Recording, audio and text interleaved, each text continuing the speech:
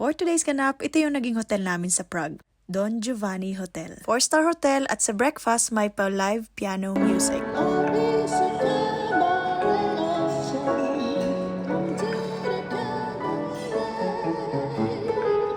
For this hotel, nagbayad lang kami ng around 43 euro per night with breakfast. Isa ito sa pinakamura at napakagandang hotel na na-try ko at the same time. Only in Prague. So, this is a gift from the hotel. In fairness, this is complimentary with alcohol. Dalawa ba yan, ha? So, alam na this, 14%.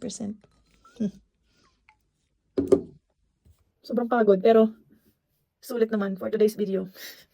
Ngayong araw pa lang, kota na. Nakakatuwa. 4-star hotel lang to, Don Giovanni. I can recommend this hotel. Very nice. Mura lang. Tapos, may free ka pang ganyan. This is our view. We're on the 8th floor.